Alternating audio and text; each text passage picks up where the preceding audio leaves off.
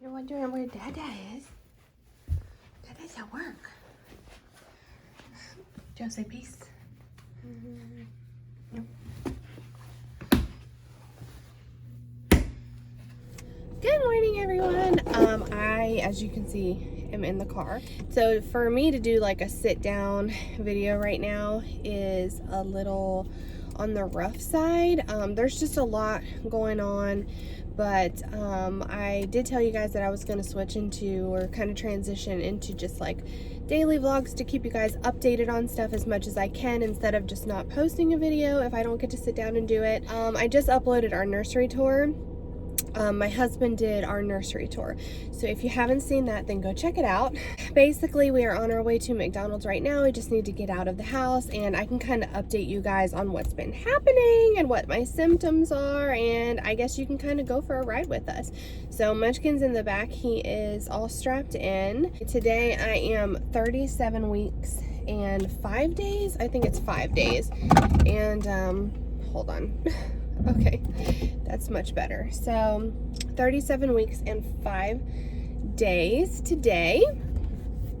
And basically, the past 2 weeks since I uploaded another video, I have been going through some crazy symptoms that just make me think that she might want to come earlier than the due date. So let's just start from the beginning. We got our kitchen done, and we got cleaning done in our house. So the stress has been a lot less the past couple days, but last week I guess I was really stressed or really tired, and I think I was just kind of like going and doing a little bit too much. And we were in the car, and I started having contractions, and the contractions they were like what I felt with Richie, real contractions, and they had like a pattern and everything. So I called my midwife, and I pretty much told her what was going on, and she put me on bed rest for a couple days. So there was like 2 or 3 days there that I was on strictly bed rest, and then the rest of the days I was on bed rest, but I could get up and do a couple things. So luckily my husband was able to work from home so that he could pick up some slack so that I could be on bed rest to kind of slow down labor. Because if you watched my last video, I told you guys it was way too soon to have the baby. Right now I'm full term, yes, so that's good. But last week I was not, so we definitely didn't want to go into labor or anything. So yeah. And obviously I'm going to be looking at the road mostly and just talking to you guys. But that whole thing was what happened last week. And that was I guess my 36 weeks. So I saw my midwife, and everything pretty much was good. I was just having like a lot of contractions in my back and my pelvis and my butt. And it was not in my abs really at all. But that's exactly what I felt with Richie. So I was like, if these keep progressing, this could be actual labor, but this early, it just doesn't make any sense. So I literally had to slow down my early labor, or just slow down just to avoid labor, just because you never know. Not being able to sleep some nights, but it's gotten a little bit better than it was before. Right now I feel hormonally like okay. The past couple of days I've actually felt really good, and not as stressed, but also I have like a really clean, put together home, and I have all my stuff for my home birth ready. I have the tub blown up. Getting real, mama. Woo! You ready?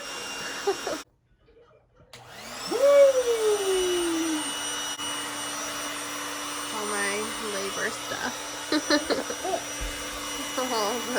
Oh yeah. Oh, big dog. Woo! Big dog. Oh, woo! Woo! Big. Woo! Man, look at him go. Hey, get some dap, man. That was good, man. Hey, can I get some dap? No, leave me hanging. Cool. That's fine too. Woo! It's big. I got the piece for the hose so that we could put hot water in the tub. I've got all my snacks. I've got my baby clothes in a bin. I mean, I'm super organized about it.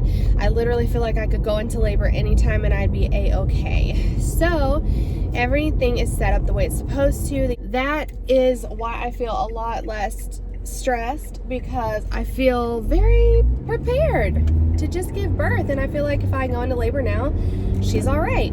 So I did have, over a week ago, I did have like a little spotting, and it was bright red, and that is another sign of labor. And I just feel like I keep losing pieces of my mucus plug, because they're like, okay, so this is gonna be a TMI video because it's getting down to the end. It's getting down to the nitty gritty. So if you guys don't want to hear about the real raw stuff of pregnancy, you probably don't want to keep watching these. But they're like yellowish green little like slimy type things. I don't know, but that's part of your mucus plug. So I had bright red spotting that one time, and I haven't had any bloody shows since then. But I have alternated, like a couple days I'll be really like backed up and constipated feeling, but then there will be days in a row where I just go to the bathroom constantly. It's not like an upset stomach, but I think I mentioned to you guys that like I was going like number 1 and number 2 like way more frequently. Well, that it's to that point now. So I think a lot of women know like towards the end of your pregnancy, stuff just starts clearing out a little bit. So that is normal if you're going through that. What else? I get like hot flashes really bad, and I'm getting the nausea again here and there. I'm just trying to drink a lot more water. Here's a nice little TMI one for you. My boobs are out of control. Like they are super duper gearing up. When I got checked yesterday, my belly, she's predominantly on the right side still. She is so low, but she's not yet completely engaged, which doesn't mean anything. I mean, she may not do that, I guess, until I'm in actual active labor. So I was feeling her along with like the bright red spotting. I did have like a lot of lightning pains like for 3 or 4 days, and I think she was lowering for like 3 or 4 days. I could feel her just really trying to lower, and by what my midwife said yesterday, that was the truth. She has lowered, obviously. My belly looks different and everything, and I have that little belly button pop, which I think somebody asked me about in a Q&A, like a question. But my belly button has for sure popped as much as it can. You know, it's very tight and shiny, and I'll show you guys at the end of the video. And she has a lot of hiccups, so I keep feeling her have hiccups a ton. And I keep getting the little lightning pains and things like that. My pelvis still hurts pretty bad, especially on the right side, which may be because she's predominantly on the right side. But I will tell you, since she's lowered and kind of changed positions, I have had a little bit of ease. That might be due to me just resting a lot more and not doing as much, and just kind of letting go of some control around the house.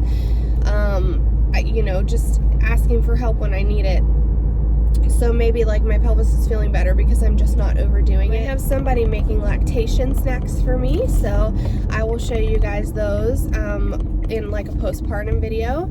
But I have dozens upon dozens of lactation snacks that I will be freezing.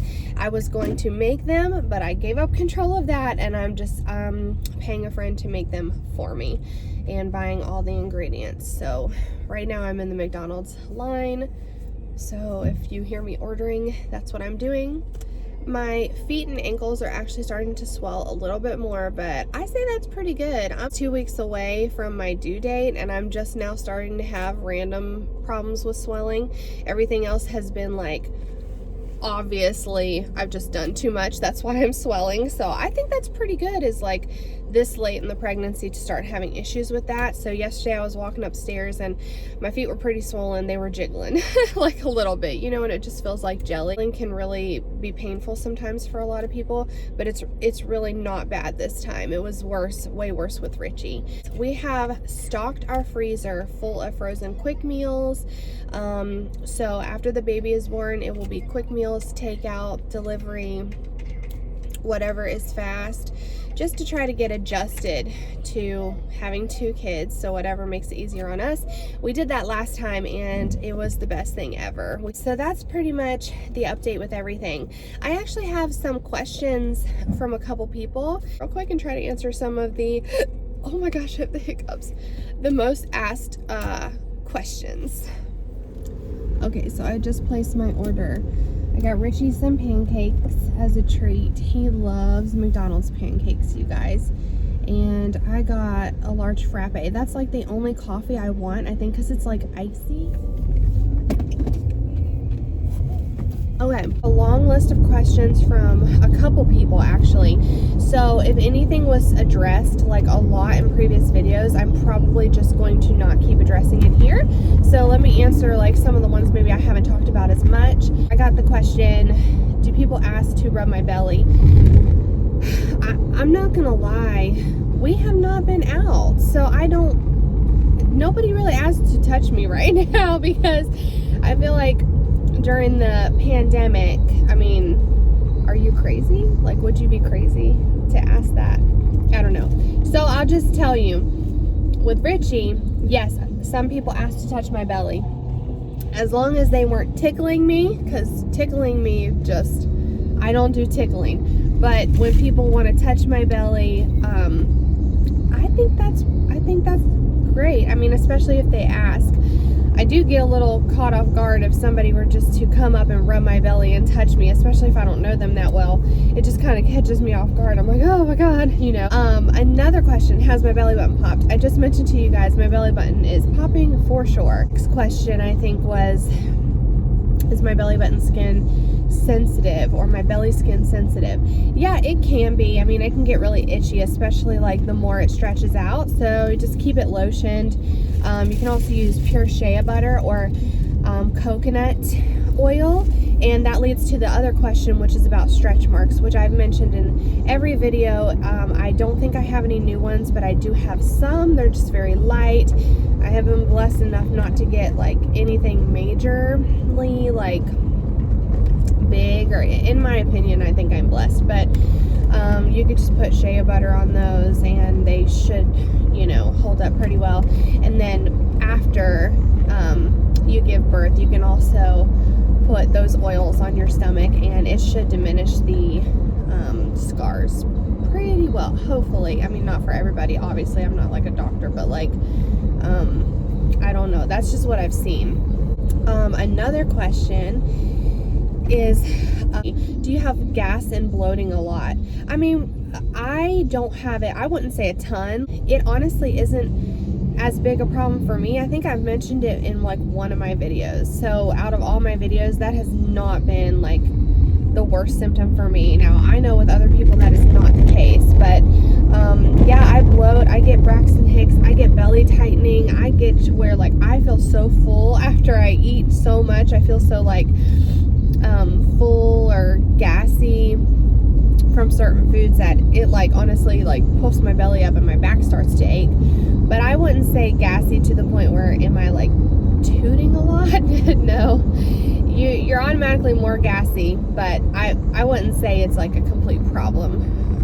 Another question that I got, or a couple other questions, if you push on your belly or talk to your baby, does your baby move? Yes, if we speak to her, sometimes she will move. If we push on her, oh my gosh, she gets so pissy. She'll swim all around.